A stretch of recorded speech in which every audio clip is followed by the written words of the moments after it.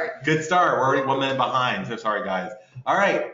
Hello, everybody. Welcome to LeadGen. This is our analog marketing or offline marketing class. And this is Poppy. I'm Matthew. I'm Angel. And we practiced. We didn't practice that at all. Yeah, so here's the deal. We're going to talk about offline marketing. This is part of the LeadGen series that you can go pick up the show notes. I like just saying show notes. It's like we were a podcast. On the page, so there's links to different things that we talk about. And then there is also the video and handouts and things like that. So visit the page afterwards. If you are new to our series, go there, get caught up, listen to the other sessions. That will hopefully make these sessions make more sense. And, oh, you know what? I didn't do a test again. So if you can hear me okay, go ahead and hit the hand icon. I just kind of assumed that you could. Okay, awesome. Thank you all for showing up. Okay, so here's our jam. We, hold on 1 second, guys. Okay, sorry. So here's our thing. We did a couple surveys. We sent out some emails to some key folks and said, hey, what's going on with, I love how the door closed. It's like an old 1920s, 30s radio show where you made fake noises and stuff. Got sound effects. Sound effects, yeah. That's great. So anyways, we did a survey of a bunch of folks that we know do a lot of marketing and been around for a while and said, what's working for your offline marketing? And then we did some Google searches, and then we looked at our own business. And to be honest with you, there wasn't a whole lot of responses. We had a hard time finding people who were having successful online marketing campaigns. So we've got a bunch of tools and resources. We're going to talk about a couple ideas to stir for you, and then some things to kind of get going. But all of that requires a plan. So we all know that we're big into having a marketing plan and a business plan, and this would be a part of it. This shouldn't be something you just kind of throw together and go, oh, I need to write a newspaper ad, and let's see if that works. Yeah, it should be part of a big strategy. So there's not one silver bullet. So if you're thinking of finding something that will get you all the leads, it's just not going to happen. There needs to be like a bigger picture. Multidimensional approach, yeah. Yeah, a campaign. Okay. So, but you do need a plan. You need to sit down, and I know all of you, your eyes roll back when we talk about this, about sitting down and actually spending a day and doing a strategic plan, doing your SWOT analysis, figuring out who you are, who your client is, and we've talked about that in other sessions, and making sure that any money and any effort you spend in your marketing, whether it be online or offline, is part of a plan. And as a reminder, this is also part of the Hubs and Spokes. We do a lot of training about this in our social media and internet classes, where your social media platform should push back to your website, your blog, or if your main jam is your Facebook business page, that you push back there. Offline is no different. Every single offline marketing thing that you do should have a URL and some part of that broader plan pushing them back to one source. Yeah. You should always be driving back to whatever your lead collection system is, whether or not that's online or offline. Whatever offline things that you do should be pulling them back in and following up with them and bringing them back to whatever your follow-up system is. Yeah. All right. So let's talk about guerrilla marketing. All right, let's talk about guerrilla marketing. So basically, guerrilla marketing is any marketing that you do that is low cost. It's really not about the money. It's about creativity. So what you want to do is strike the consumer at a personal level, but make it memorable for them. So it's a time investment. You do have to put some energy into it and really just to be creative. That's yeah, that's what guerrilla marketing is. Doesn't have anything to do with the animal. No, it doesn't. That would be a lot more fun. It just has to have a lot of imagination, basically, and it's not necessarily about how much money you're spending on it. I mean, let's be honest. It'd be a lot easier to market a gorilla than it would be to market yourself. Yeah. So it's an unconventional way to market. Okay, so first of all, there's going to be a PDF from some other source uploaded in the show notes that has like 110 guerrilla marketing techniques for real estate agents.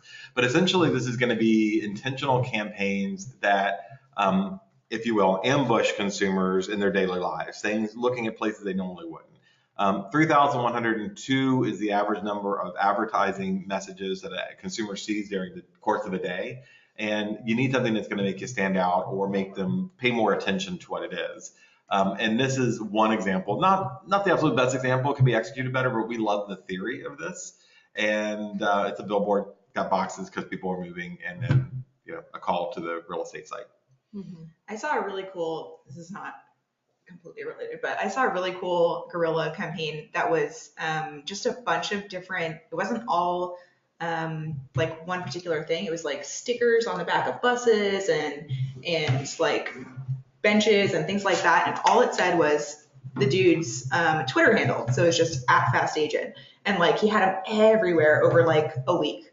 Mm-hmm. And then everyone was so curious about it that it was like such a random thing to just have that and no other information that it kind of sparked their curiosity. That's how it like kind of took off. So it doesn't have to be like elaborate and like super, a ton of money put into it. It can be simple and still just catch everyone's eye and get them interested.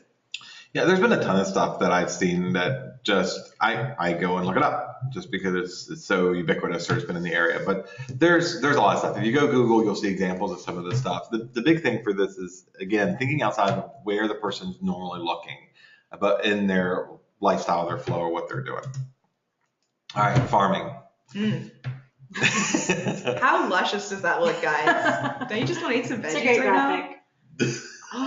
This is Poppy's backyard. We went and took some pictures of it. Okay, so here's the thing with farming.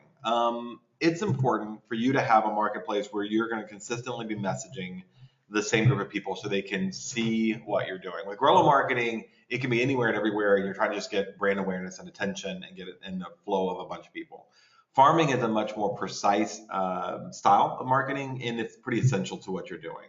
Choosing a neighborhood it is the first step, but it can be, you can just do it because you live there without a lot of thought to it, and you can contribute to it. Or you can be much more scientific about the people who live there, what's their persona. You can get this data from CVX, you can get it from RPR, probably CVX a little easier, and focus in on one group and be involved in their community. You don't have to live there to do it. Right, but it is long term. So you can't, for example, send postcards to a neighborhood for 3 months and expect to generate leads. It's gonna take some time. So at least 6 months probably to see really any results, unless you live there and they already know you. Yeah.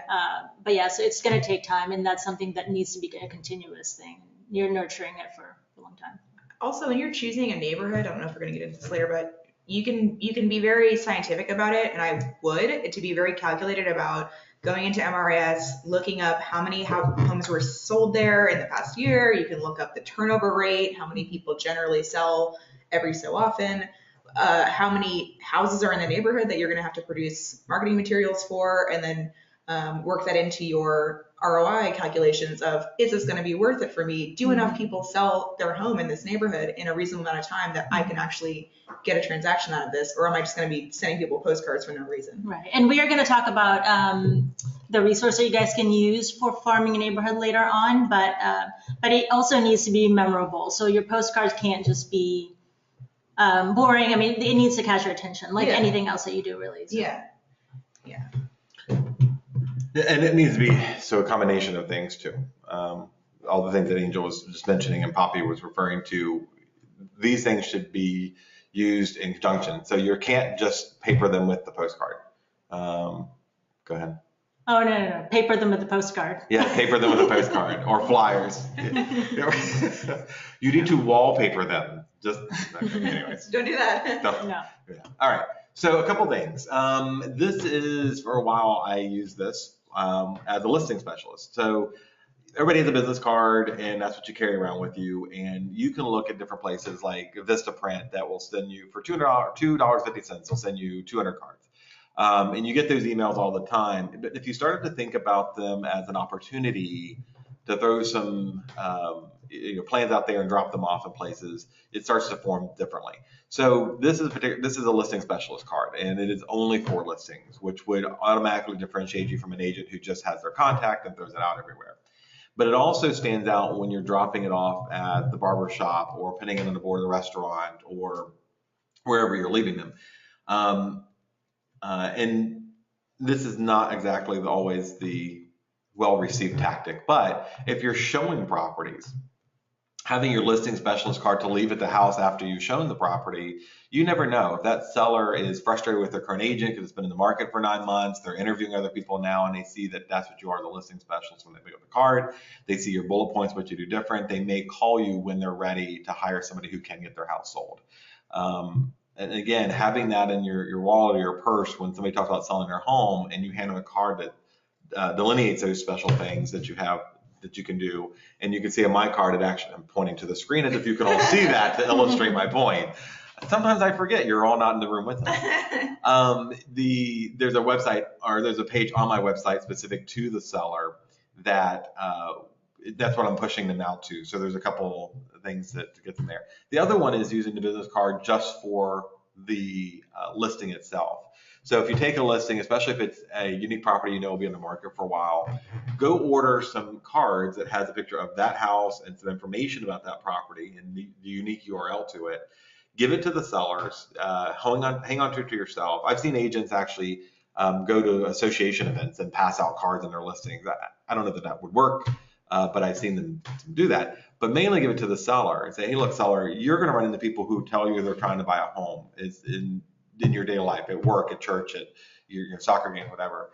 Give them this card with your home so they can go to the website and get more information. If someone comes knocking your door, don't let them in the house unless they've been vetted and registered, because you don't know who they are. Give them the card with information on your home so they can check it out, and then they'll call us to sign up. So just a couple ideas with the cards. Yeah, if you need ideas for your own personal cards and like designs for them, Maddie Hussman has a really cool business card. Mike Curry does too, of like cool designs that you can do for your own self. Okay. I don't know. Just want to throw that in. Shout out to Maddie Hussman. You got a cool card. Oh, Maddie. You're getting the looks over here. Whatever. You're not getting looks. Lost my train of thought there. Just remember, you do have to have disclosures. You do have to have call a banker. Do not use my example here because the call a banker elite logo is the wrong one. We got yelled at for that. We got yelled out for it. I don't stop using it, but I know I got yelled out for it because it's not. But the proper logo is on our SmugMug page. So yeah, if you go to elitescoop.com resources, the identity standards, there's a link to there to the SmugMug page where we have all the photos that you can use, local photos, and also the logo. Yep. So there's also these type of cards you can get at Overnight Prints for cheap, and even cheaper still at Vistaprint, because you're going to be throwing them out all over the place. Quality does matter in certain circumstances, but here we're trying to get our messages out, especially if you're doing one for your listing. Just get it as cheap as possible and send it out. Don't print them out on your home computer and cut them with scissors. That's horrible. Tinyprints.com also has some really nice modern designs if you're looking for another vendor. You're like a walking encyclopedia of online interweb marketing place. Moo Cards is my favorite. Moo's great. Yeah, it's a little pricey, I think, for something like this, but they do have some great designs and a different style. So you can get a square card that's super thick. Yeah. They have some really neat. As much as that seems like a cheap, like, oh, I got a square, you know what I mean? It seems like a weird thing, but it does differentiate it. It stood out, you know. So years ago, I went to Moo and I paid the money, but I went all over Fredericksburg and took just a crap ton of pictures. And if you just send in your pictures and you can send a link to them, they'll take the pictures and create the whole deck will just be a different. Each card's a different area of whatever picture you surrendered, or as many as you can. Yeah. And they were high quality, and I got the ones that were super thin, so they're like half the size of the height of a card or width of the card, and passed it out everywhere. And people remarked on them, and I actually found them, like different businesses they'd gone up at the business, and I found them on the corkboard. I didn't put them there; that they put a picture of their business on the business card. So, anyways, all right. Expired listings. This sounds really traditional and really old school, and I get it, but it's highly effective. If you think about this is a seller who has been trying to sell their home, and they didn't get it done. The other agent didn't get it done, or they didn't get it done. And yes, sometimes it's a seller and they're unreasonable and overpriced and whatever, but they want to sell. This is a great opportunity for them. Or for you rather, to reach out to somebody who knows in the market and is trying to sell their home. There are some cautions. Poppy and I were talking about this earlier. So, I mean, there's definitely some benefits to being very aggressive and going out, and it says, must be done on the slide. I would definitely do it within the first day or two of seeing them come on the market, but you can get a little bit too overzealous and sort of offend people. You have to kind of be very particular in the expired listings that you choose. If you know and you have like a good relationship with the person who listed the home, maybe don't go after them and say, oh, sucks that your horrible listing agent didn't get your home sold, because they're going to report that back to them and it's going to be terrible. But if you have concrete evidence that, yeah, their pictures aren't great and that they didn't really try that hard to sell the house, go for it. I mean, that's obviously, you can do a better job. But you do kind of have to pick and choose. If it's an agent that you know is a good agent and they tried their best and then it still didn't sell, you're probably not going to be able to sell it either. So I wouldn't waste time on it. But there's some diamonds in the rough to be found. You can definitely find some that the agent is too busy, they didn't do a good job. You could, take over and probably help them, but you have to be careful. I would look carefully. I wouldn't just take the list of everybody that expired that day and go out and, knock on their front door and tell them that their listing agent is terrible. Yeah, and I mean, just really look at the marketing efforts that the other agent did. So for example, if it was a waterfront property and they had some great pictures, but it really didn't show how close it was to the water, and maybe it needed an aerial view. So stuff like that you could add to it that the other agent didn't do that could possibly bring more value to the buyer looking. So. It says automated search. Yeah, if you haven't already done this, you can set up on MRIS like a automatic email to yourself every morning at like 5 a.m. or something, and it tells you all the listings that have expired that day, or they're about to expire or something. If you're going to actively do that, that's really helpful to have, just so you have a everyday reminder of like, go out and get these expireds and work on them. Yep. Okay. So, sorry, making a little thing. Yeah. So again, like she said, pick your subdivision, especially if you're doing farming areas, set up an automatic search in MLS. Make sure before you reach out to them, kind of recapping here, make sure before you reach out to them, they're not relisted or reactivated. There are some, although it's against MLS policy, there are some agents that after it expires, they'll go in and just relist it as a whole new entry, thinking that changes the days of the market, which it clearly doesn't. So, have a campaign ready. Once you've found the houses, know what you're going to say when you call. I'm like Poppy said, I'm not a big fan of ever talking about the other agent did. Hey, I noticed your listing was online. I noticed it didn't sell. We've had a lot of success with high definition quality or professional photos, with video, with our company resources, with LeadGen, and I'd love to sit down and talk to you about this. Please do not. Be careful, I should say. If it's another agent in a company who has already listed this and not sold it, be careful how you approach this. I'm not telling you not to. It's just that there can already be disconnect between the resources and tools you're bringing and who was there first. So look at those searches. I think you should call before noon at least, between noon and 12, the day after it goes and expires. Don't worry about if it's been expired for 4 days. What's that? Noon and 12. Yeah, 9 and noon. That call has to be fast. Yeah, I mean, you've got 30 seconds. Noon. That's the time. I hate myself sometimes. Okay. Think about why it's expired. Look at the listing. If it's grossly overpriced, don't disregard it, but understand that when you go in there, you may not want to take it, just like any other listing. And can you even help? Is it your marketplace? And if it is a high-end listing, you've got the kind of time, call, leave a message, or talk to them, and then maybe swing by, drop off some information and some literature to see, to just set yourself apart. Understand that once it expired or temp off, remember, if it's temporary off, that is not a opportunity for you. That is still actively listed, and under the NAR rules, you cannot go and solicit them just for temp off. It's got to be expired or withdrawn. Yeah. And what else was I going to say? I have something.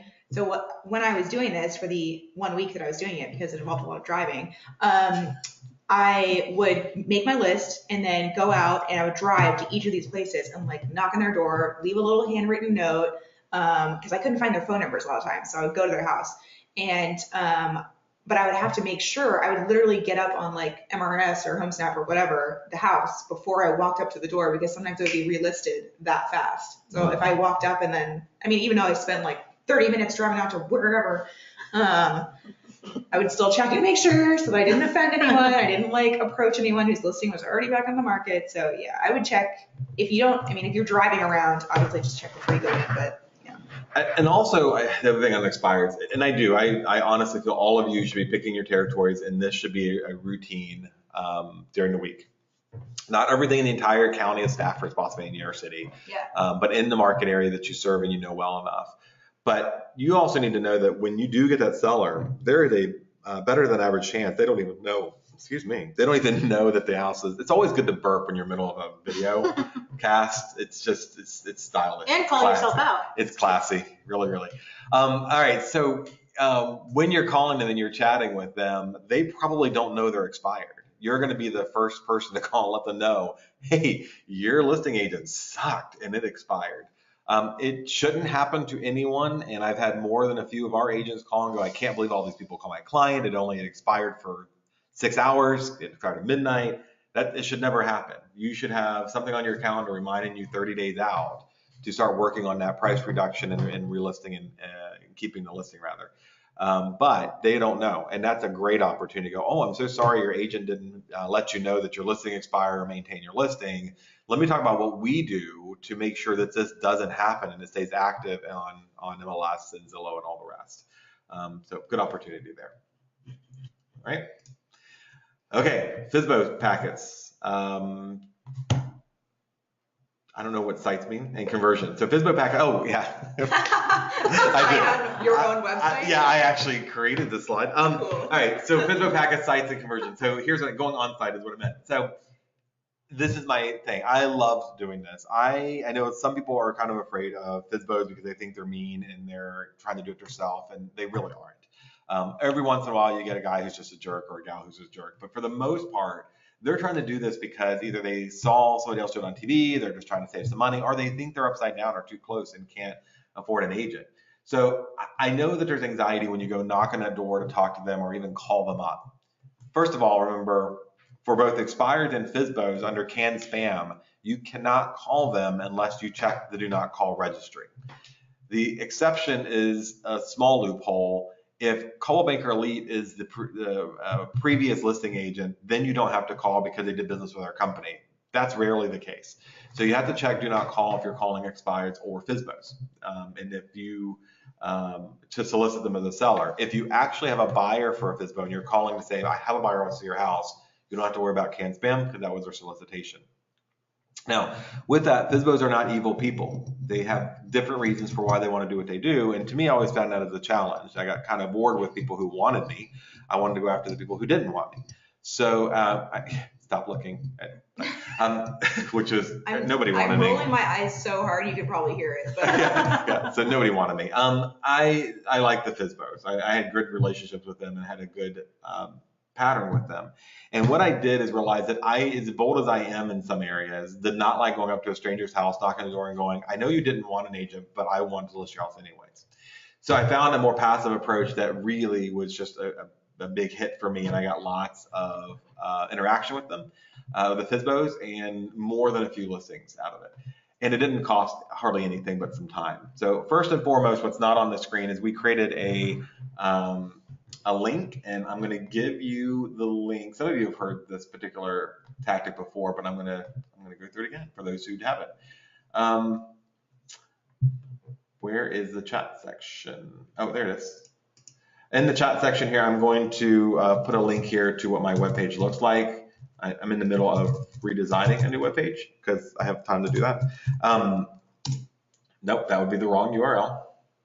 That was a test. Ignore that one. All right, there you go. That second link is the right one. So everything, again, hubs and spokes, all the stuff pushes them back to the web page to take action. And so I created packets and carry about 5 of them around in the car. And if I saw a Fizbo, those 5 packets, there were, at the time I lived in Caroline, so I had 2 for Caroline, 2 for Spotsylvania, and I had 1 that was just generic for the region. And they were in the bottom, and they were always in white envelopes. Because if you put it in yellow, that means it's somebody's divorce papers or eviction notices or legal documents. So we put it in white, and I had the white envelope. I'd carry a blue ink pen, and I would write notes on the front of the white envelope. Stop by today. Sorry I missed you. here's some information to help you sell your home. And there'd be a cover letter from me, and that cover letter would essentially say, I represent a lot of buyers in the area, presuming you do, don't lie. Or I work with sellers in the area. There's some things that I think I can help you with. Kudos for you. I appreciate the fact you're trying to sell your own home. If you'd like more information, and if you'd like to help me help you sell your home, please visit my website. So that would be the cover letter. Then I'd have a summary of documents in there. Here's some documents you may not have known are required for successful transaction: residential property disclosures, vendor information, contract, something that works in Virginia, and I would make little annotations to that. We put basic market information in there, and so the market information can just be a one-pager that talks about what buyers look for, how many days in the market are average price point, those types of things. My resume, and the resumes you can do. There's a bunch of sites, but my favorite, cvmkr.com, to make a resume for free. That's very contemporary and easy to do. The resume in the packet, the basic marketing information as well. So maybe a one-pager on, or the Elite Edge cards that we create for you guys and pass out in the offices. If you don't have them, go ask your manager for them. We would put that in the packet with a summary of all the stuff we do to sell homes, all the marketing stuff. The buyer search, what are buyers looking for? How do they find our home? Because that overwhelmingly, if you look at that, it's from the NAR profile buyers and sellers, which we have distributed before. It will actually tell you that they look online and find it. They look through their agent and find it. And it shows them that sign they have in the yard is less than 8% of buyers come from there. And then the RPR report showing the market statistics and market information. So they have a bunch of stuff, right? They have some useful data as well as a call to action to go back to your web page. But if you don't want to drive around trying to find Fizbos, there's a lot of ways you can find them online. So first is, we talked about this numerous times, on Zillow.com, there's a Make Me Move field, I guess. So these are homeowners that have put their homes on Zillow for sale, but they're not listed with an agent. So that's a great, these people are literally ready to sell, and they just don't realize the value of an agent. So that's your job, to show them that. Also, you can go to Fizbo.com. They're all right there. So you can actually just mail them the package. You don't even need to go, if you don't want to go drive around town and delivering packages, you can do that. Or even militarybyowner.com. So those are homes that are for rent. A lot of them are for rent, but they have homes for sale in there as well. So those are not listed with any agents. So. Right. So if you're a little bit more passive and you'd rather mail it out, that's fine. If you notice, all the stuff in the packet is free. It's all stuff we give to you. You can print it out on our printers. You can get the white envelopes, stuff them in there, carry them in your car. And if you walk up to the door and you knock, if they answer the door, you go, "Oh, so sorry to interrupt. I didn't mean to interrupt your dinner or your time. I'm an agent," and your business card should be in there, by the way. "I'm an agent. I just wanted to drop off some information for you in case you were interested in getting some help. I'm, fine. Give me a call. I don't want to spend any more time." If they invite you in, great. Be careful, be safe, but great. You can start that dialogue. If they don't, you write a note on the envelope, you leave it at the door, and you run to your car as fast as possible, hoping they don't see you and, come out and try to talk to you. So if you're a little bit introverted, this is a good technique. As Angel was talking about on Zillow, go to Zillow and you can see I did a search on Fredericksburg.com. Here's a checkbox of all the different little dots here that have shown up. So I did Fredericksburg, Virginia. I'm going to get rid of all the for sale stuff, because that's stuff that is, except for by owner, that's stuff that has been entered in there into Zillow, either from MLS or by the owner. And I'm also going to get rid of the foreclosures and pre-foreclosures. So I have Make Me Move and for sale by owners. And you can see in the Fredericksburg area, there are, there's 23 total between by owner and Make Me Move opportunities there for you. Those are people who should be solicited by agents and letting them know, hey, we've got a better way, especially they've been out on the market for a while. So if I go to the Make Me Move, my house is off. Okay. There it is, right there, a little dot there. Briefly Make Me Move, but we're fine now. So number one, middle of August, no one wants to see a house that's snow covered. Oh. Okay, that's better, but it's still not good. Dramatic. Yes. Anyways, so you can see this one right here, and it usually tells you all the information you need to set up a meeting to solicit their listing, right? And all they can do is tell you no. They're not going to eat you. They're not going to shoot you. They're not going to hurt you. But I was afraid they would. That's Yeah. why I'm just mailing stuff. On a serious note, so when I first started, I was very afraid of being yelled at. And so I 100% would never have gone up to someone's door and even dropped off a packet. I was too afraid to like get out of my car and do that because I did not want to be yelled at from my car. And so you can save yourself 1.5 years of not going after Fizbos, because now I'll knock on whoever's. I'll come to you. If you want to yell at me, that's great. I would love it if 1 out of 10 of those people actually got me a listing. I'll knock on doors all day. I would love to be yelled at. So yeah, you should just amp yourself up, listen to loud music, run up to their door, run fast back to your car, and then save yourself 1.5 years of not getting Fizbos. Guys, these are great tips. This is Yeah, you don't even know. You should be taking notes. Just make sure you're wearing tennis shoes anytime that you go to do Fizbo hunting. You need to stretch. You need to limber up first. So the webpage actually had a place for them to enter their information about the home. You can see on my page, it actually asks, are you going to pay commission? What's the link to your video? Because more likely they don't have one. What's the link to your single listing webpage? Because more likely they have one. What's the flyer? Can you mail me a flyer? And they don't have that stuff. And it's that asking for those things is a reminder that they don't have it. So, and asking them if they'll pay a commission, you're going to find out the vast majority of Fizbos are assuming they're going to have to pay a buyer agent a commission. Not all, but most.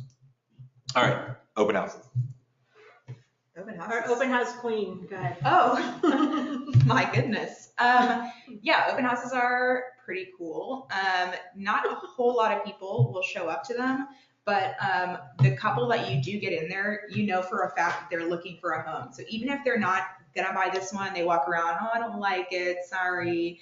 That's not the end of that conversation. That's exactly when you start going, oh my gosh, I have the perfect one that I just thought of. I think you're gonna love it. Are you free next Wednesday? Let's go look at it. Are you working with an agent? Do you need help? I can send you some links. You know, that's exactly when that conversation starts, when they don't want that house. If they do want the open house, awesome. But generally, that's not where you're going to find the buyer for that property. It's where you're going to find leads elsewhere. So I usually use every opportunity that I can for a conversation like that for people that actually come in. And of course, I always make videos in any open house that I do. And whenever someone comes in, I try and capture their information in my little Open Home Pro app and make sure I follow up with them. Depending on the interaction that you have with them, I would definitely tailor it to their, like how they vibed with you or whatever. I know that's like weird to say, but I found a lot of success in being like radically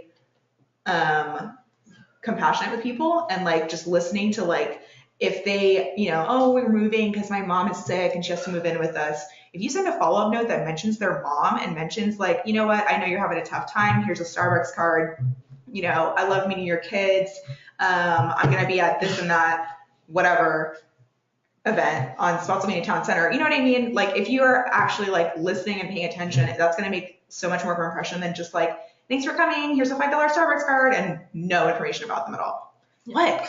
I think it's amazing the power of a Starbucks card. My mom's passing away, and Nebraska's passing away, and you're sending me a $5 Starbucks card. I'm like, I feel so much better now. I can buy 3/4 of her Frappuccino. But you know what, though, they appreciate it because what you're doing is you're building a relationship and not just being like any other agent. I had someone text me back like 2 weeks later and was like, oh my gosh, I just got the card. Thank you so much. Like, this is awesome. I'm going to remember you forever. Did you get a text like that? I don't think so. Anyways. It works, guys. It doesn't have to be a Starbucks card. Maybe they like crafts and they mention that to you. I'm so sorry your mom is sick. Here's some yarn. A Michael's card is what I was thinking, but sure. Okay. Anyway, okay, her point isn't lost. Her point is being compassionate. Radically compassionate is actually a very cool phrase. And I think we're going to do a class on how to be radically compassionate. That's actually kind of cool. Yeah. I do like her phrase there, just the Starbucks card doesn't make me feel better. Everyone loves Starbucks. It appeals to a lot of people. But it's $5. That's not even a whole drink. It's better than sending flowers to someone's house. That's weird. Okay, anyways. Okay, so open houses. I want to tell you, and I know Deb Ellis is on this and she's laughing right now. I have turned around on open houses. For many, many years in my business practice, I did not participate in them. I didn't host them, and actually would talk the seller out of them, saying this is a good way for somebody to come in case your house is still all your amazing stuff. But the statistics have significantly changed because of the consumer finding them and planning for them online. They're going there. They don't want to talk to an agent per se or a buyer agent. They just want to go chill at the house for a couple of minutes, see what's out there, and then leave. And as Poppy said, they're a good opportunity for buyers elsewhere. I'm not a big fan of using your listing as buying bait, so you should have every intention of selling the house. But we see agents now are spending, doing a proper plan and not just on a Friday going to an open house and putting some signs out, hoping people stumble into the property. So there are some good techniques. If you aren't sure, we've done some training on this before about how to properly execute. And Poppy didn't mention it, but she's actually truly had some success in converting people into purchasers for other homes and listings and open houses. And she does a hell of a job. I know Matthew doesn't want to mention it, but we actually sold a house through an open house, but also through the Facebook ad. So let me just talk about that for a little bit. When you're doing an open house, you obviously need to go online and actually promote it there. So you need to change or add it to the MLS listing, go on Zillow and add it there, make sure it's on coldbanker.com.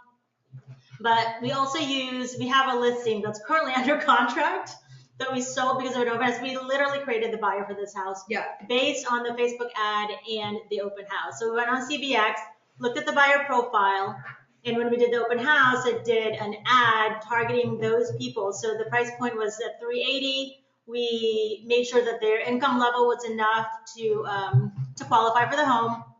And CBX will give you all this information. We targeted the local area and above. So I think for this house, it said, obviously Spotsylvania, Stafford, and Prince William counties. Anyway, we targeted that demographic that was right for the house. So the person who ended up writing an offer saw the Facebook ad, went to the house. They hadn't really been looking at any homes at all. So they were just online, but she happened to see it on Facebook, went there and loved the house. It was perfect for their family. So Deb, I'm sure is laughing now because literally this buyer bought the house because she went to the open house, but saw it on Facebook. So it's not just the open house. It's again part of a bigger scheme, a bigger strategy, but you can use that to actually create buyers for your listings. I am choosing to believe that the house sold because of the Facebook ad. They happened to show up for the open house. They had a wonderful time. They did. They stayed for a long time. They loved it. They splashed in the pool. Those kids ran around. So let me just point out something that these two knuckleheads are not pointing out is, yes, they came to our open house, but what agent did they use? Yeah, they did not use the open house agent. Well, they used an agent they had from the past that they called up. So Deb Ellis, stop laughing. It was not a complete success story. I didn't take personal offense. I loved that the house sold. I had a great video out of it for my marketing. Yeah, but no, and it was. Yeah, Poppy actually did videos there about being out there at the pool and talking about it, and there were lots of views. And if nothing else, it's good brand awareness. But this open house, especially the scenario that we're actually talking about, if I say scenario, is that like paying data or data? Or bagel or bagel. Scenario, I think is okay. So the open house is a great example of marrying the technology with the online and offline stuff that we're talking about. It was pushed out on the Facebook ad using the CBX data to know who to target. It was having a great agent, Poppy, at the open house to handle these folks. And yes, ultimately they did have another agent that they worked with, but it worked. All of that stuff came together, and this is not the first time. Matter of fact, we've seen this happen over and over, and Poppy does a great job of using the internet to get them in there in person. All right, changing gears a little bit. Meetup.com. Actually, I meant to move the slide elsewhere, but meeting people is a good way to build your sphere of influence. Meetup.com is a great way to go find groups in the area. It's free. You can go put in whatever your interest is. I will tell you that the largest group I could find were the Wiccans and Warlock group. So if that's your jam. They have houses too. They have houses. They all live in houses.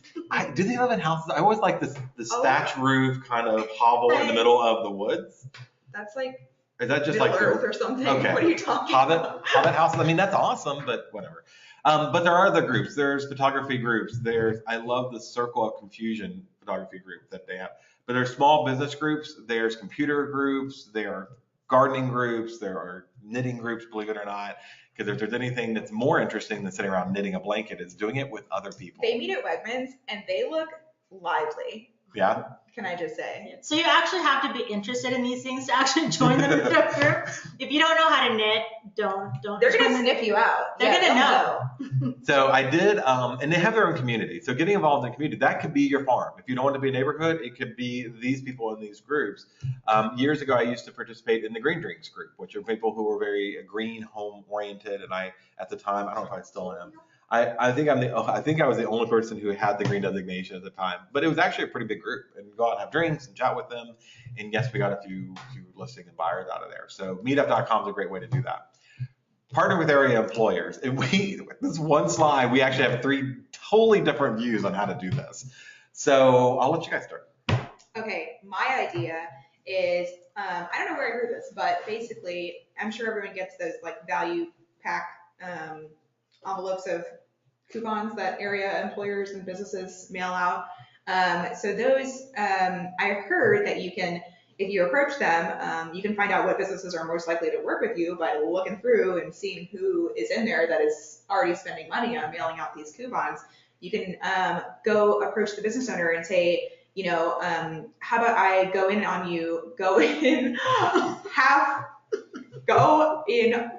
oh my gosh, I can't even. With you. Go in with you, thank you, on mailing out these coupons. Guys, okay. Do not beat up any small business owners. So if you go in, wow, why do I keep saying that? Okay, so if you ask, you're gonna partner. If you partner with them, if you ask to put your name and your logo and your links on the half of their coupon, and you know, then there's a coupon that goes out that's like 10% off duct cleaning or free dinner at so-and-so's. Everyone stop. She's making me cry. Okay, so you guys asked why I send out emails at 3 and 4 in the morning. Why am I working that late? It's because when we're here, it takes us all 14 times to say one thing to get our point across. So guys, you can partner with local businesses and use the fact that they're already sending out coupons and put your information on it. And then especially if it's like a home related thing, you could do like, somebody had like a carpet cleaning one. I saw one that was for like roofing or whatever. That would be kind of a hard one because that's such an expensive thing. But if it was like 10% off whatever, that is like easy enough for the business owner to be like, yeah, sure, half of my marketing budget is paid for and you get your name on it, that's fine. And then you have something that you can kind of offer people and get your, you know, they might be looking for carpet cleaning, they're not looking for your ad, but it still gets in there. You get a view, basically, and exposure. Right, so there's value in the pieces. So if you're sending out a newsletter or email campaign to your farm and you say, oh, by the way, I have negotiated a 10% off fee for gutter cleaning or whatever it is, then you can present that with your branding on it on behalf of the business, and it helps the business. You're paying for the promotion of the business owner, and all they have to do is agree to the discount on whatever you're doing. So that's one idea. One thought I had on the partner with area employers when I saw the slide, because we all have different tactics apparently. So what I was thinking about the larger companies that are around, you know, in Fredericksburg or in your service areas, you know, maybe partner with them, because really the focus is to bring value to your marketing, right, and educating people. So what if you partnered with the larger employers and actually go in and do a presentation, maybe a first-time home buyer presentation, or it just depends on the demographic of who's working this. So if you're looking at something like Geico, there's probably going to be a group of people that are maybe renting and going to be buying for the first time. So tailor some kind of class that would appeal to them, or maybe a transition from renting to buying, something like that. That will actually bring value to them and educate them on the process, and then you become an expert in their eyes. Yep, and you can also do partnerships with the business owner. So if you have a mid-sized company, say they have 40 employees or 50 employees even, you can offer some type of flyer that's just for their employers, and perhaps as a listing agent, you'll pay for their home warranty or a portion of it, or as a buyer agent, you'll reimburse them the fee of, I don't know, home inspection or something at closing. Do be careful with this. There's apparently some confusion about this. You can rebate your clients at closing or participate in paying part of their closing costs, it diminishes you a little bit if you're throwing out that kind of stuff at the beginning. It's like I'm overpaid, so I'm giving some of it back to you. You have to be real careful how you do this, but I like more tangible things. But you do that to a benefit to this employer. It could be the sheriff's office. And in that case, you could also offer additional information, or like Angel said, even partnering, bring in a moving mortgage loan officer to talk about their first responder special mortgage program and do a class for fire rescue police, or teachers if you have those kind of programs. A lot of lenders do, or that you have whatever. Again, partner with them to offer something of a benefit that is unique to their group, or you only offer to them. But if you on your webpage go, I'm paying for home warranties for anybody who sells for me, it diminishes the value. So you want to do a partnership with the employer. They will, and then have them distribute your flyer or your brochure or your whatever it is to their employees on your behalf. So it gives it more authority, if it will, or more of a company benefit. Okay, it has to be on the HUD. You're forgetting that part. Yes, it has to be disclosed on the HUD. You can't give it cash money to anybody if it's not on the HUD that the lender approves, or rebates or discounts or anything else. Home warranty you could pay off the HUD because that's just a gift, but everything else. Trade shows, festivals, fairs.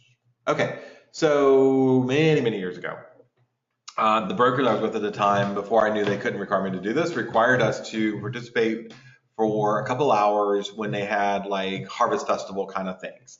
And I showed up begrudgingly and irritated that I had to be there. And I got there, and the three agents who were there before me were sitting back, smoking cigarettes in the back of this tent type of thing and just gossiping. And that's not my jam. I didn't really care that much for it.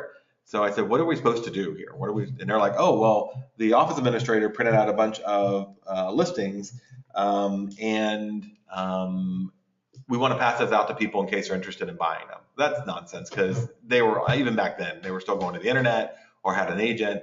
And so I went to my car, I grabbed the grease board, I came back out, and I wrote down at 2 o'clock to 2:15, I am talking about 3 things a buyer needs to know when choosing an agent. And at 2:30, there was 30 or 15-minute breaks in between 15-minute sessions.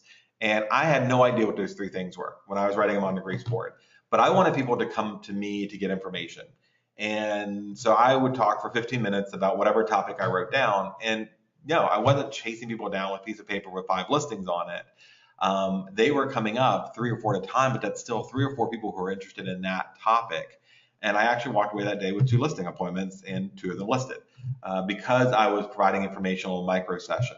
So the Expo Center, job fairs, whatever you can get into to talk about that. If it's a job fair, you're talking about relocation, or maybe it's rentals, or you're specific because there are people looking for jobs. You want to have information there that relates to whatever you're doing. The home shows are big. There's a ton of people coming in audiences, and the booths are not that expensive. So having that set up at the fairgrounds or whatever is a good opportunity to engage people. Just make sure you have meaningful literature and information and conversations, and put up there. Ask me about benefits for first responders, whatever it is. There's a reason to come to the booth and engagement. Use the phone. I hate the phone.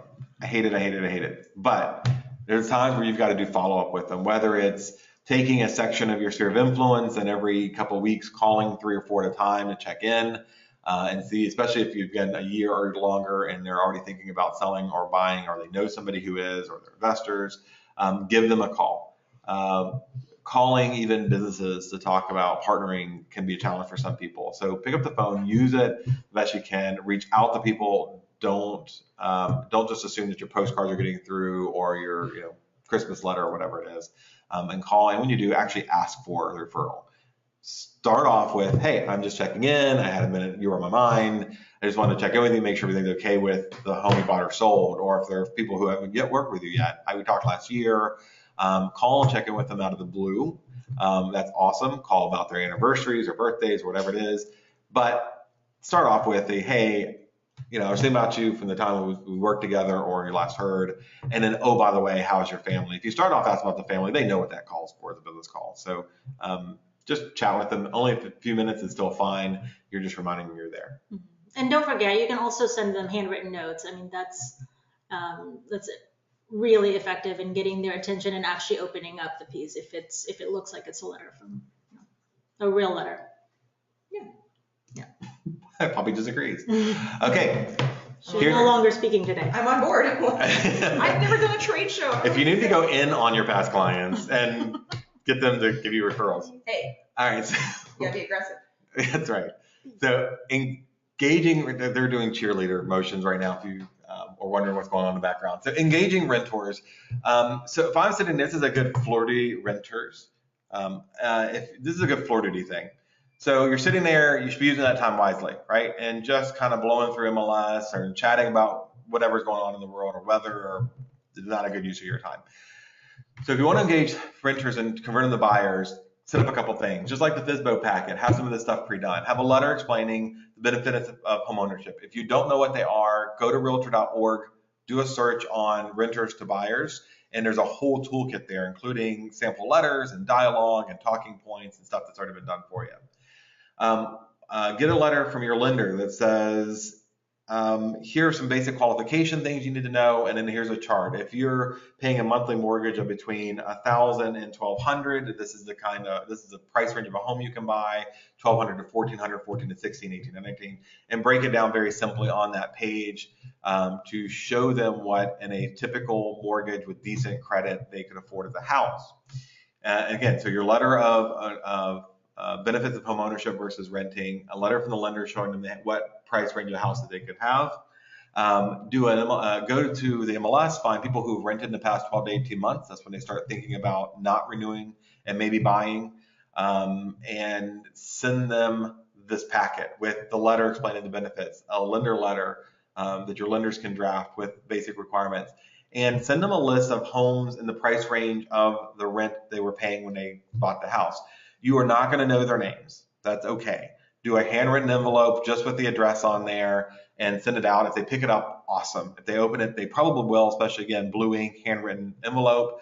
If they pick it up and they can read, again, a trigger of, oh, here's the benefits I hadn't thought of, a call to action to this agent's webpage for more information about it, maybe a video of you talking about it, because not everybody wants to talk to an agent, first off. So the video you explaining it may trigger them asking more questions, searching homes on your website and getting there. And then again, showing them nine or so listings of homes similar to the rent they're paying that they could own, tied to the benefit of ownership. And again, you print it off on our printers, you put it in an envelope, you put the stamp on there, send it out. Good opportunity to convert renters to buyers and get them in your stream. You can do both of those you can do at the same time as you're searching the MLS. If you find out who is renting, that person that owns the house is a landlord. So you can send them a letter at the same sort of time frame, a couple months before their lease is up, saying, I see that you're renting out your property. Just wanted to check in and make sure you're not thinking about selling. If you are, I'd love to talk to you about listing it. So you can kind of save time and do both at once. If someone's renting and thinking about buying, if someone's renting their house out, they're thinking about selling, you can just mail them all off. And then, yeah, I'm doing hand motions, but you know what I mean. She's very animated today. Yes, she I had coffee. So the stuff that you're sending to the renters, another thing that you could offer is if you're partnering with one of our movement mortgage loan officers, they will actually help people repair their credit. So if that's something if that's a reason why they're renting is because they have crappy credit and they don't really know how to fix it, that's something that you can offer them. Hey, this is a service that we can give you. So yeah. And Movement loves leaving crap all over the offices, and it's there. Go grab a handful of them. They're not going to be bugged about it. Matter of fact, they're going to be loving that you put this in there. Throw that in there. They have the map program, a couple other things. The brochures are there for you to use. They look great. Send them out. And if you need help with your letters and all those things, Poppy can help you write letters. Hi. As our content strategist and resident author, she can hook you up. All right.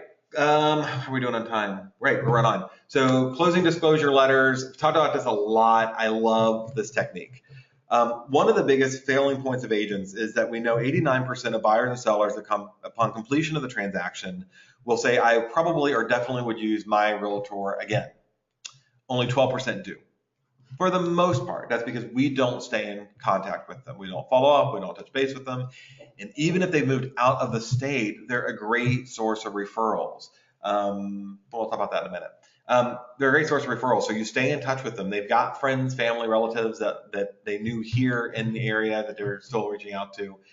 But a very, very easy way to follow up and make them feel like you had not forgotten about them during the end of the transaction is after the closing, you get the closing disclosure statement, right? And it's got the list of the fees that they paid.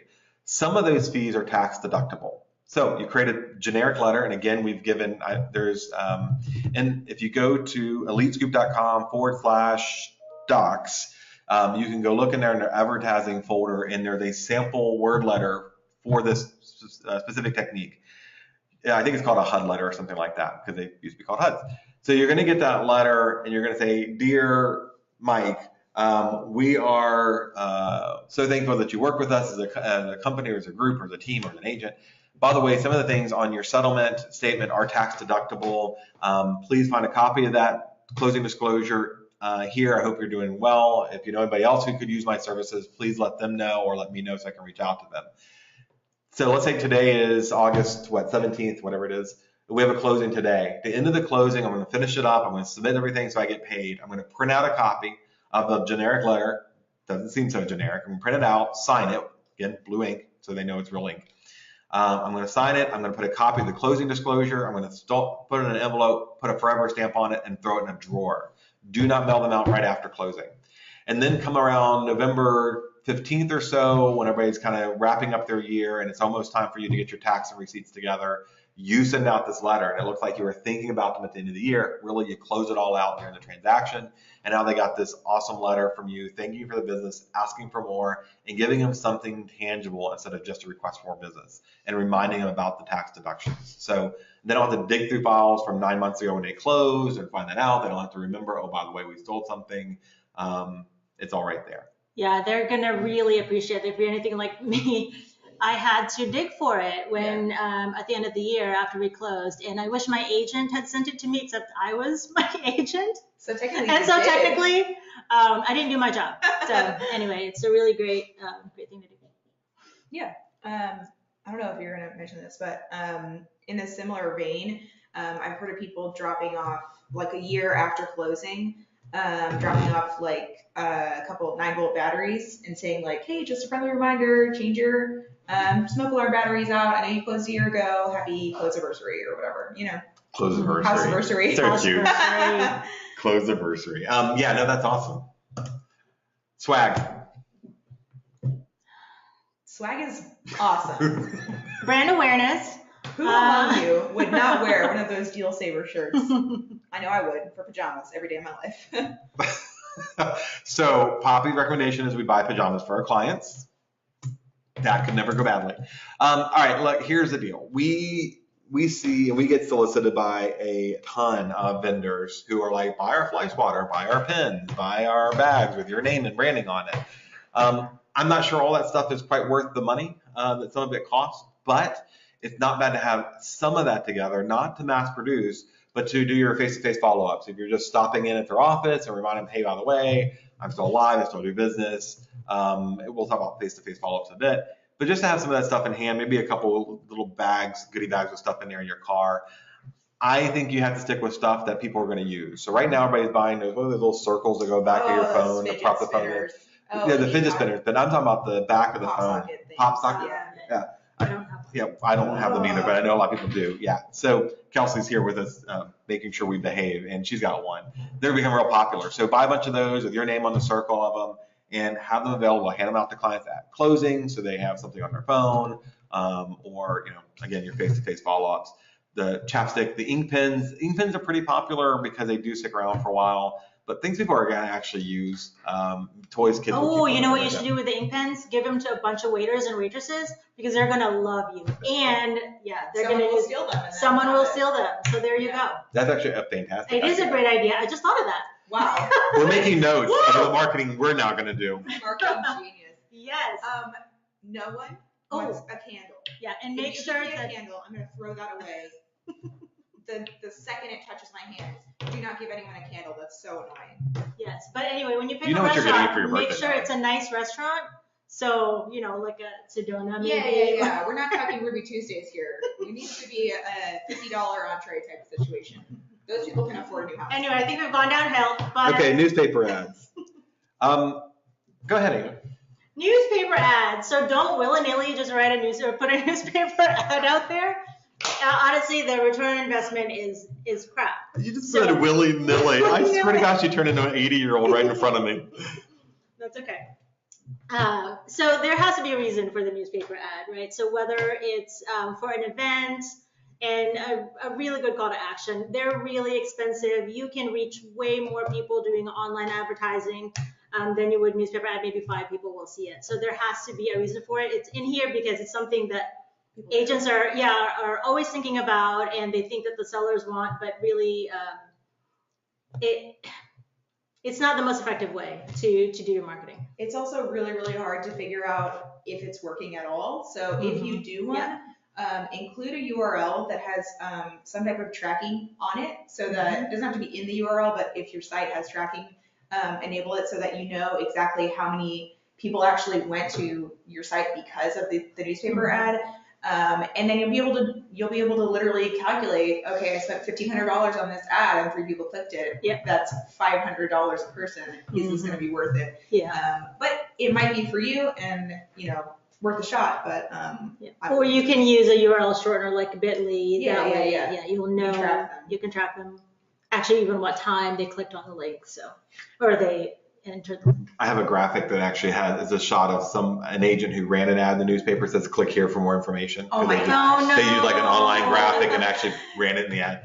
Don't do that. So look, the newspaper ads are branding promotion, right? It's name recognition. You're not going to sell anything out of that. You're generally not going to get immediate call to action. If you do, it's fine, but your return on investment isn't nearly as well as if you're spending a quarter of the money on a Facebook ad or something online. Remember your demographic of who's reading the newspapers. That is not those are statistical realities. That is not a slight against anybody who reads the newspaper versus online reading or a combination of the two. These are typically going to be sellers, very few buyers, with the average age of a buyer in Virginia being 36. They are not necessarily newspaper readers. They would rather read it online in other places where AdWorks would be a good option, or other tools. But if you're doing newspaper ads, it's got to be noticeable, or so you're either going big or you're not going at all, right? If you're not doing color, if you're not putting a good call to action to website and getting attention of that demographic, then you've just wasted your money. So and again, it can be brand awareness. You're just seeing your name over and over again. Make it useful. Sponsor the SPCA, or proud to sponsor a team or something like that in the community. If you're just saying, hey, call me, I'm a realtor in the classifieds, it's just not effective. It used to be, but it's not anymore. Face-to-face follow-up. Probably like sending them a coffee cards. I would rather meet them at the coffee shop if I could, but I do send the cards too. But face-to-face follow-up. Now, I know people call them pop-bys and a whole bunch of other things, and some people have said, oh, stop by somebody's work. If I'm in the middle of my work day and you stop in and interrupt my workflow, probably not going to get my best attention or response. But if you call and say, hey, can I swing by and take you to lunch? Can I just grab some coffee with you before work? I just want to check in. Great. If you do have a personal relationship with them, and a lot of us have made friends out of past clients, this is awesome. If it's just a client that you kind of worked with, they did new construction, you met twice, and now it's maybe a little harder and less useful. If they're getting your newsletters in your cards, again, all this goes back to a full system and marketing plan. These are far more effective. If it's somebody from a church or a civic group or your kid's baseball game or baseball team rather, and then you call up, it makes more sense. Do be mindful that you're not setting this up as a date or something. So if you're a dad and you're calling some kid's mom from your softball team and going, hey, can we do coffee tomorrow morning? Just be cognizant they don't think you're there for business, right? And if they say yes, hey, dude, you're in, whatever. But you'd want to be more careful about that and be conscious that people are assuming, especially, well, at anybody anymore, assuming that it's maybe not business. I just realized that the dude in my picture here doesn't actually have lenses in his glasses. Oh yeah, because there's no glare. Yeah, so that's very hipster. Actually in the office thing, you mentioned in the beginning, yeah, it would be super weird if you came in and like dropped off something for one particular person, but I have heard of people bringing like a big like Panera box with muffins and stuff like that to a whole office and being with their card and all that stuff and like sponsoring in air quotes their like sales meeting or something like that. That might be more effective than like dropping by your I think so. A house anniversary. So so I'm going over to visit my past client who a year ago bought a house, and I bring to their office pizza for lunch and just dropped it off. Yeah. Then that person's going to talk, oh yeah, that was my agent, and anybody else who's looking to buy or sell. So great, awesome. Handwritten notes. Can't talk about these enough. Some of you get overwhelmed by the thought of, oh my God, I've got 300 people on my sphere of influence, and I need to write notes for everybody. You have all year. Do not try to write all 300 notes over the weekend. You're going to get hand cramps and, and you'll never do it again. A couple times and you'll never do it again. But I mean, if you're watching Sunday night, you're watching Walking Dead, and you want to do 4 notes, right? You pick 4 people on your list and you just send out those 4 notes. It's awesome. Try to make them a little personal, or something you remember about them. And it doesn't have to be lengthy. You don't have to write a letter. Just, hey, I was thinking about you guys. Hope your family's doing well. If you know anybody who's looking to buy or sell, have them give me a call. I hope little Timmy's doing well after, I don't know, eating porridge. I have no idea where that went. Yeah. So whatever it is, just a quick one little note, or something you saw on Facebook should be the trigger too. If I'm going through Facebook and I see that someone just got pregnant, a little handwritten card out there saying congratulations, getting married, getting divorced. Congratulations on your divorce. I don't know. They're probably happy about it. Whatever it is, send a little note and just congratulate them on it. Whatever reason you can, find it. Don't sit down and just obligatory notes for 300, 400, 500 people. And if you make a little note, keep a Trello list or to-do list or an action list, sit down on a Sunday night, write 3 and send them out. Yeah. I wouldn't blankly send anyone, if you're going to waste 45 cents or however much it is now on sending them a handwritten note, I would not send anyone something that was like, could be sent to anyone. You know what I'm saying? Like I would add personalized. Yeah, there's no point in sending someone a generic thing they're going to throw in the trash. Wait until you have something to talk about, or a little bit about, And do not use stickers. Do not use, we love referral stickers. Those are ugly. And you can write it out, and it's way more meaningful. Just say, by the way, if you know anybody looking to buy or sell. Yeah. No. And also, people think they can't send handwritten notes to like their out-of-state cousins or whatever. I mean, always mention referrals, I guess is the right way to say that. But, the fact that you can still help them and still, even if they're not in the area, I hate that you're so far away, but just so you know, that type of thing. Mm-hmm. Postcards are awesome. All right, so we have a relationship with Corfact. It's brand the block we were pushing. I don't know that we've done an effective enough job of telling you. We've created campaigns you guys can go do. If you don't want to sign up, you don't want to do a routine, you just want to do once in a while, you want to do one every quarter, whatever it is, we've already designed the cards for you. You can go send out whenever you wish through the system, or you could do the campaign. But you could also do just listed, just sold. You could do call to actions. You could send out. We talked about swag a little bit. We didn't probably talk about this.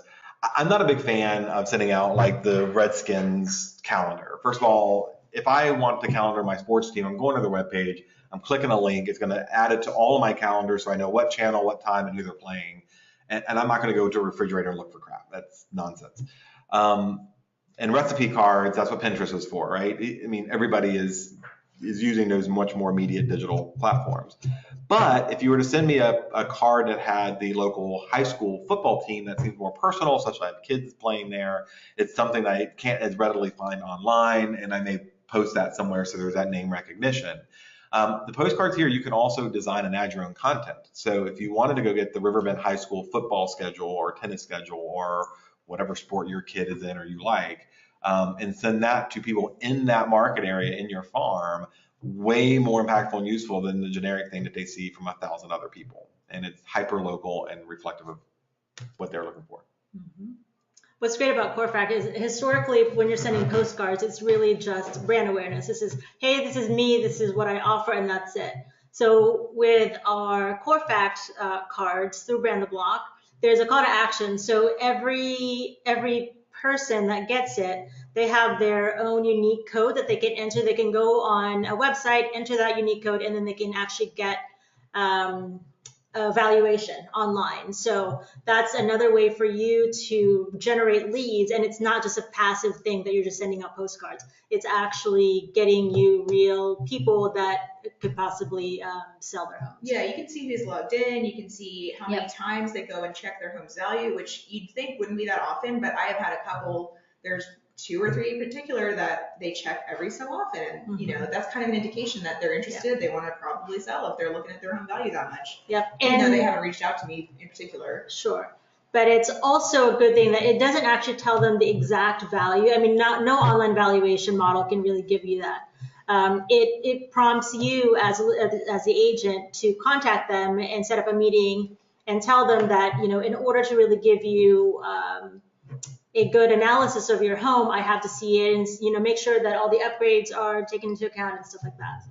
And do remember that contact from them, you don't know where they are in their buyer or seller journey. So they can call you and ask for market analysis and still be a year out from market. Matter of fact, the open house story we told earlier, it was 11 or that's longer than that. It was over a year. I think it was 13 months or so before they called us back after the initial listing presentation before they actually sold.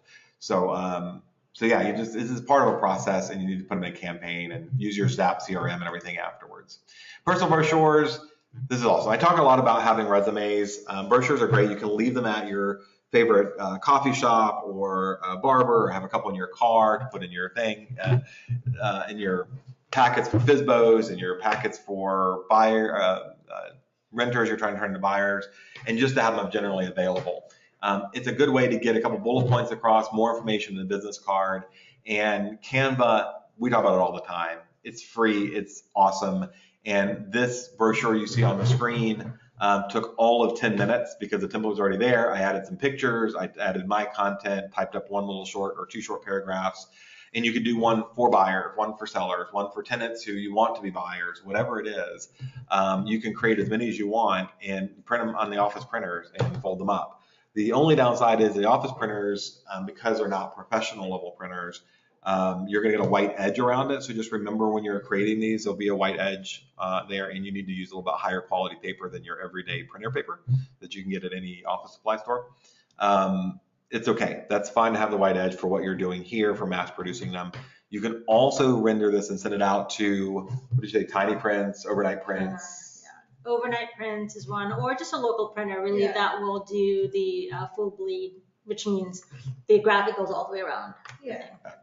But those are fine. Again, this was a 10-minute creation. I click download and boom, I've got a brochure. They have real estate specific templates, which is what this is, where you see the shape of the house and everything. So it's brainless, and there's absolutely no reason to not go do this marketing on your own. They also just put in a bunch of, you can get free stock photos from anywhere, but they put inside of Canva free stock photos that you can use that are like real estate specific or a lifestyle or whatever you want. So it's like even easier. You don't have to navigate away from the screen. Networking groups, there's lots of, we talked about meetup.com earlier, do-it-yourself networking groups. I've got a longer story that we don't have time for about actually doing this, and it was very successful. I'll give you the abbreviated version. Go call people, and I would call, say, lifestyle connectors, people who do photography, weddings or not, the florist, housekeepers, all those type of people who are your regular everyday, your Pampered Chef people, your Mary Kay, I don't know if they still do that kind of stuff, whoever those people are. Go call those groups up and just say, we're going to do lunch once a week or every other week even. We're going to do it at some reasonably priced place. And the deal is to meet, talk about our businesses, share business cards, and also refer to one another. B&I does this at a higher level. It's more expensive. They typically only target like attorneys and doctors and higher level business people. I didn't have such a great experience with that because I wanted to wear my blue jeans and I didn't want to pay $60 for soup and salad at lunch.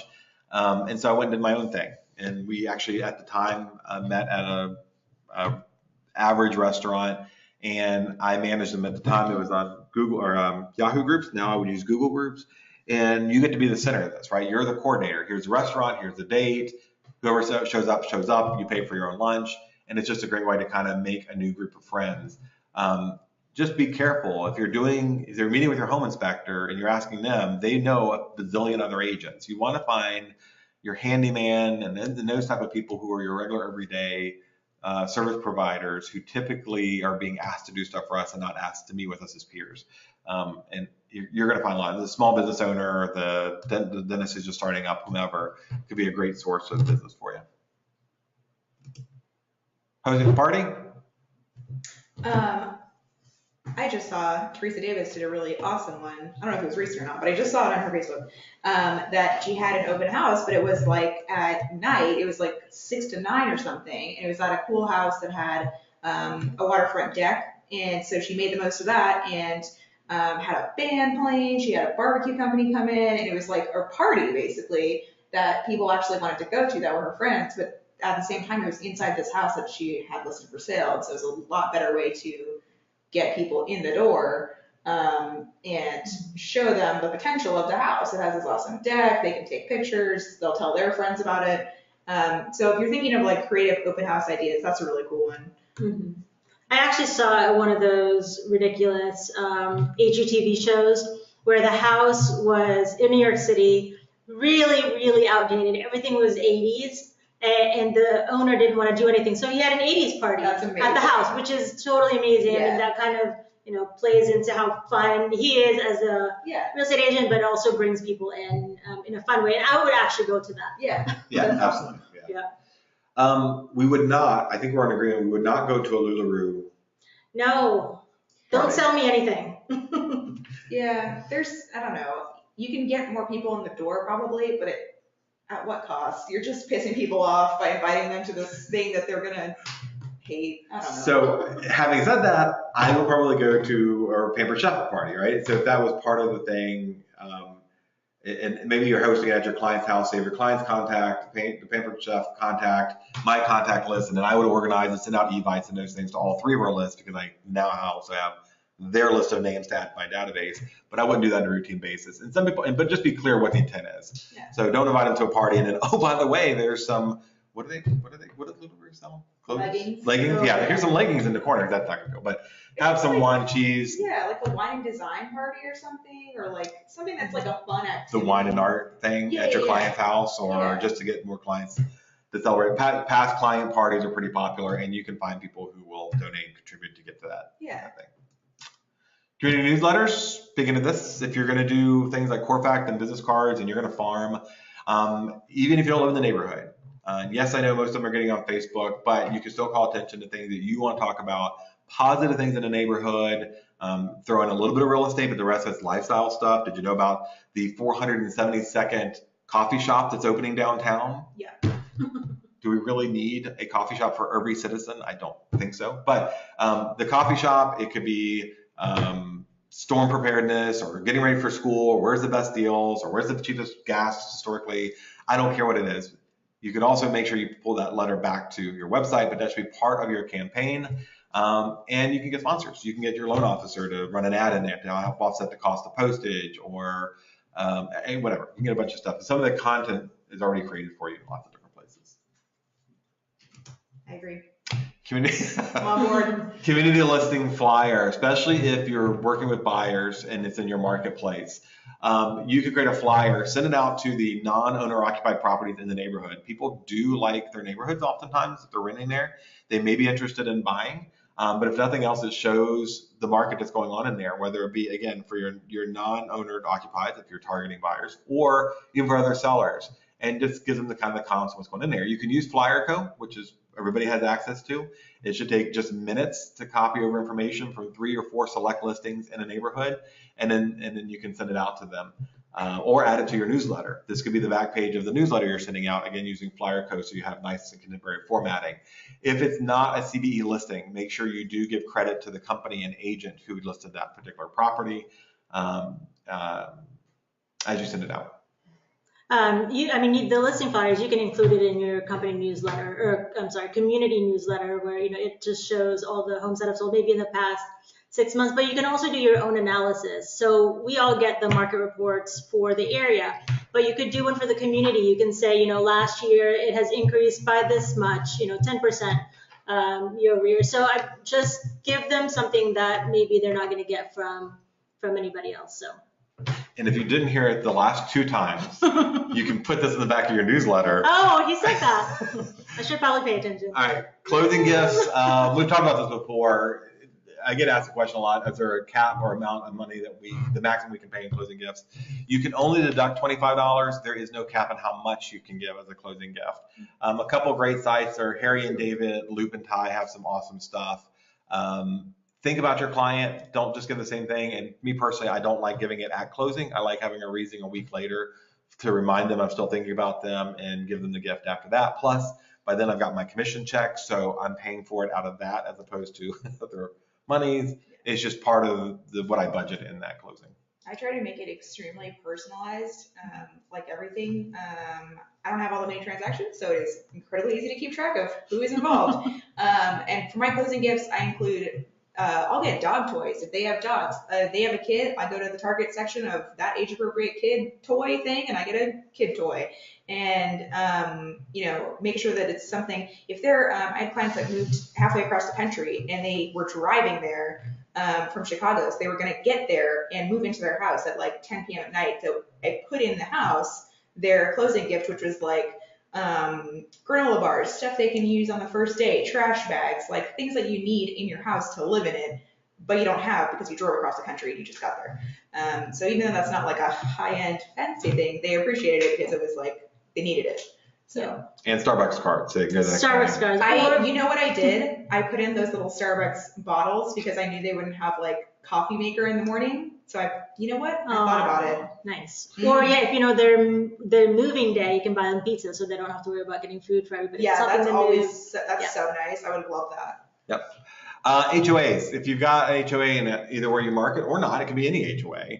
Ask if you can do 15 minutes on just the market stuff or information on what community changes are going on, new developments around the subdivision. That's stuff that people would be interested in. And the HOA president would probably be happy to have an expert, a real estate agent, to come in and chat with them about what's going on in their environment. Again, market statistics are always good to get in front of them with that. But if there's a county ordinance, like what's going on with the sign ordinance or what's going on with road widening, if that's planned, and researching a little bit. Again, 15 minutes is all you need. All of us should be able to maintain a conversation for 15 minutes about real estate. And then if you guys want more information, visit my website or give me a call or here's my business card. I'll leave them on the table. So again, it's not hard to get to know. You just have to take the effort to find out who it is and ask. Buyer and seller classes. This is stuff you guys talk about every day. 5 things the seller needs to know when picking an agent to sell their home, or 5 traps that sellers should avoid when selling their home. For buyers, 3 ways to get the best mortgage or whatever it is. And you can partner with home inspectors or loan officers if you're not inherently an instructor to get them to talk about it, and have, do it at a community center or even our offices. You can invite people to our offices and schedule the time there, or the clubhouse of an HOA. They usually will give you that kind of time if you're doing free classes. The HDA does some training and certification. I find it to be a little arduous, a little more than it needs to be, and a little difficult. But right now you can do stuff, your Facebook ads and other places to get people in there. And if you only get 3 people who want to know what they need to know to prepare to buy, awesome. That's 3 people who are specific to that, who are, high target ratios is pretty good, and you can make it your own. And we can give you resources and help you with that if you need it. Community yard sales? It sounds hard. It's not actually that hard. I don't know if it's hard enough because I haven't done it, but Cassie Treywick did it and she said it was really good because she got to talk to all of her neighbors and socialize with everyone, and they saw her table there and it was great. So good job, Cassie. But yeah, try it. I mean, if you have a community yard sale, I know like a couple of different neighborhoods have them like biannually or whatever. Might as well just set up a table. I know Brian McCullough's done something like that at not a yard sale, but it was at a school event. Just have a presence and engage people and be friendly, and it's more than what people are doing. So yeah, it's part of you being the core, you organizing stuff, get your name out there. Then of course you put a tagline about who you are, what you do, or they'll go research it. It's just you taking some activity and time to do this. It's not going to cost you a lot to organize this. Maybe going knocking on the doors and letting them know, and just having a branded piece, sponsored by Poppy at Colway. Yeah. Just a reason for them to stop by your little table and chat for a minute is more interaction with them than you would have had if you just sat home. So may as well. All right, sponsoring sports events. These are getting less and less expensive because they're getting more and more desperate for sponsors and boosters and such. It is. It's hard to get money for these groups and the schools and everything. And we're as a company, we're sponsoring James Madison. James Monroe Hornets? basketball team basketball team. We know what we're doing.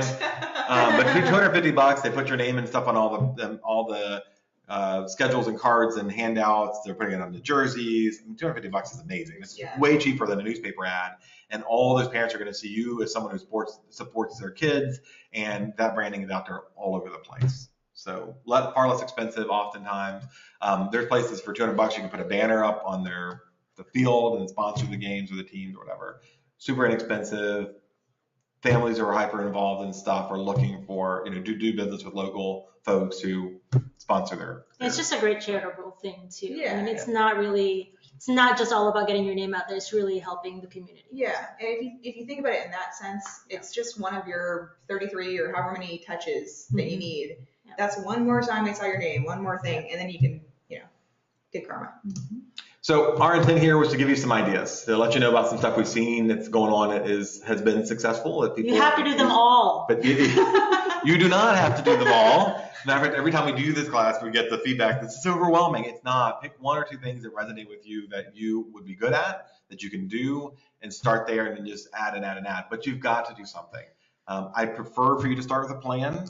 And if you need help with that, contact your managers. That's what they're there for. They coach you through and help develop meaningful and creative marketing plans.